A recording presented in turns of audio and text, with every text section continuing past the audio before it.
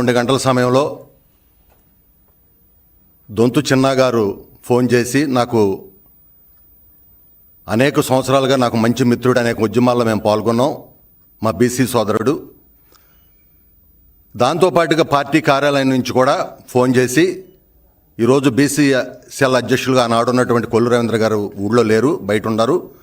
మీరు గన్నవరంలో దొంతి చిన్న గారి మీద ఉదయం వారి ఇంటి మీద దాడి జరిగింది కాబట్టి వెళ్ళి కేసు పెట్టించండి అని చెప్పినప్పుడు, నేను ఒక పెళ్లిలో ఉండి ఒక శుభ కార్యక్రమంలో ఉండి నేను అక్కడి నుంచి అడావుడిగా బయలుదేరి గన్నవరం వెళ్ళాను. కార్యాలయంలో అక్కడ మా నాయకులందరూ కూడా ఒక 20 మంది కూర్చుని ఉన్నారు. కేసు రాయాలంటే మాకు ఏ లాయర్ కూడా రాలా.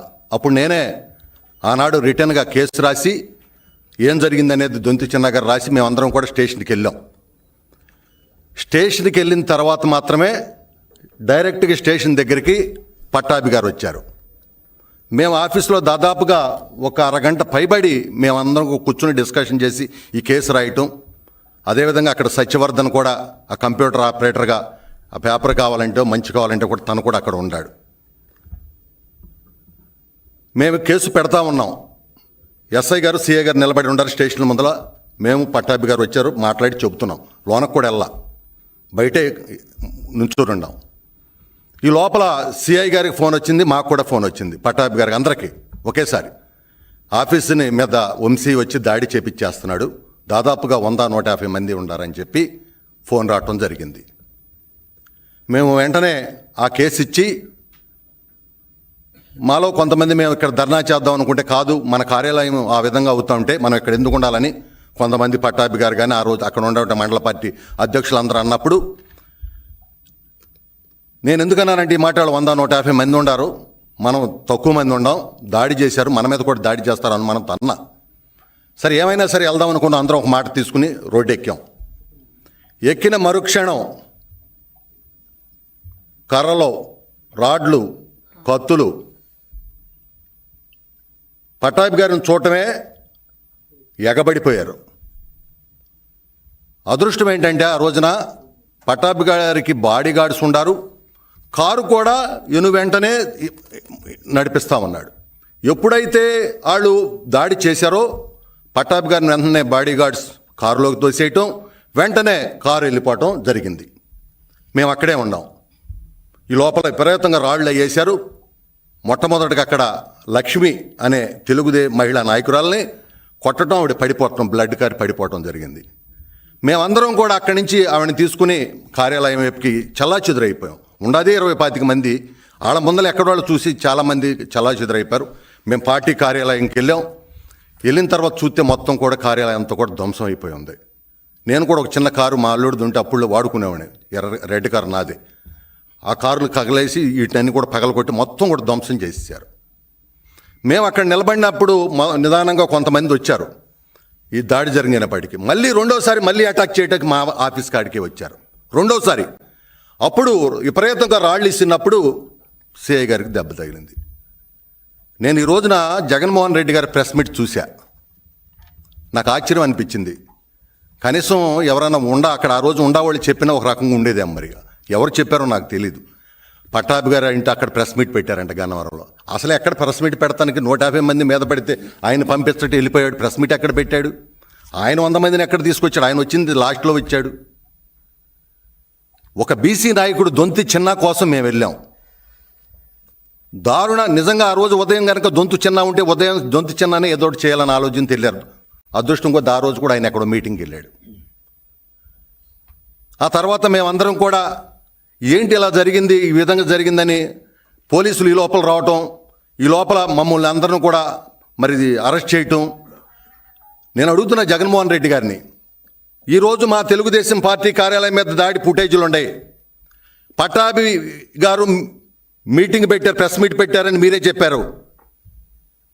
ఛాలెంజ్ చేస్తున్నాం. నిజంగా మేము ఎవరైనా ఒక కార్యకర్త అటు వెళ్ళినట్టు ఫుటేజ్ చూపిండి. మీకు దాడి జరిగినట్టు ఏమన్నా అక్కడేమన్నా పగిలితో చూపిండి. పట్టాభి గారు ప్రెస్ మీట్ పెట్టాడు గన్నవరంలో చూపిండి. మానేస్తాం రాజకీయాల నుంచి. ఎందుకు చెబుతున్నాం ఈ మాట? నీతి నిజాయితీగా మా తల్లిదండ్రులు, మా నాన్న కళ్ళు గీత కార్మికుడిగా కష్టపడి చదివితే చదువుకుని ఎన్టీ రామారావు గారి దయ వల్ల నేను ఎంపీపీ అయ్యి సర్పంచ్ అయ్యి ఈ స్థాయికి ఈరోజు ఇక్కడికి వచ్చాం. ఎంతో కష్టపడి, మాకు అబద్ధాలు చెప్పాల్సిన అవసరం లేదు. ఎంతో నీతి నిజాతికి ఒక సోషల్ వర్కర్ని నేను, best social వర్కర్ని Andhra Pradesh, best social worker Krishna జిల్లా. ఈరోజు కూడా 12 సంవత్సరాలుగా ప్రతిరోజు 100 మందికి అన్నం పెడతా ఉన్నటువంటి సంస్థలో నేను ఉన్నాను. నేను జైలుకి వెళ్ళాను, నాకు బాధ అనిపించింది. 14 రోజులు నాతో పాటు అభం శుభం తెలియనని ఆ చదువుకునే పిల్లలు వచ్చారు, ఉన్నత కుటుంబంలో ఉన్నటువంటి చదువుకునే బిడ్డలు వచ్చారు.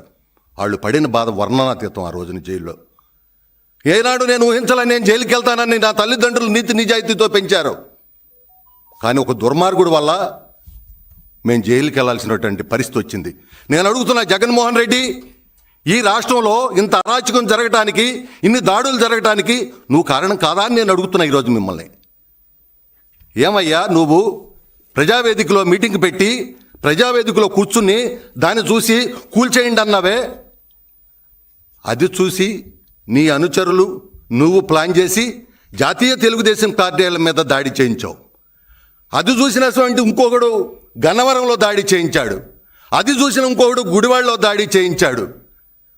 ఇవన్నీ బాగానే ఉంది. అసలు దీని మీద దాడి చేసేదేముంది? ఇంకొకడు బయలుదేరి చంద్రబాబు నాయుడు గారి ఇంటి మీదకే దాడి చేస్తే ఇంకా బ్రహ్మాండంగా ఉంటుందంటే, ఆ దాడి చేసిన జోగి రమేష్కి నువ్వు మంత్రి ఇచ్చావు. ఏ ఉద్దేశించి ఇచ్చావు? సమాజానికి ఏ రకమైనటువంటి మెసేజ్ ఇవ్వాలనుకుంటున్నావు నువ్వు చెప్పండి. సమాజానికి ఏం మెసేజ్ ఇవ్వాలనుకున్నావు? ఇది చూసి పల్నాడులో ఎస్సీ బీసీ మైనార్టీ వర్గాల్ని ఇళ్లలో లేకుండా చేశారు. అది చూసి జల్లయ్యని చంపేశారు. అది చూసి తోట చంద్రని చంపేశారు. అది చూసి సాక్షాత్ మీ ఎమ్మెల్సీనే డ్రైవర్ సుబ్రహ్మణ్యాన్ని చంపి డోర్ డెలివరీ చేస్తే ఆయన ఊరేగించి తీసుకొచ్చి నీ పక్కన కూర్చోబెట్టుకుని ఎక్కడికల్లో పక్కపక్కన నవ్వుతా ఉంటే ఎక్కడికి వెళ్తుంది రాజకీయం? చెప్పండి, ఎక్కడికి వెళ్తుంది ఈ రాజకీయం? ఎక్కడికి వెళ్తుంది? ఎక్కడికి తీసుకెళ్ళావు నువ్వు ఈ రాజకీయాన్ని? తప్పు కాదా ఇది? సమాజంలో ఇదేనా మీరు నేర్పింది 5 సంవత్సరాలు? పైగా ఇవాళ మాఫియా అంట. ఎవరు మాఫియా? అదేవిధంగా లా అండ్ ఆర్డర్ అంట. డీజీపీ ఎక్కడుంటాడండి? తెలుగుదేశం ఆఫీస్ బయట నుంచి చూస్తే డీజీపీ ఆఫీస్ కనపడిద్ది. అంటే దాడి చేస్తుంటే పోలీసు వాళ్ళ గురించి ఇవాళ చెబుతున్నావు నువ్వు. ఆ రోజు నీ డీజీపీని అడిగావా? కోతవేటు దూరంలో ఉన్న జాతీయ కార్యాలయం మీద దాడి చేసినప్పుడు ఏం చేశారని చెప్పండి. కోతవేటు దూరంలో దాడి చేస్తే ఎవరు మాట్లాడారు? నువ్వు పెంచి పోషించి దాడులు చేయించి హత్యలు చేయించి వ్యవస్థను మొత్తం కూడా సర్వనాశనం చేసి ఈ రాష్ట్రాన్ని గుప్పిట్లో పెట్టుకోవాలని చూసావు.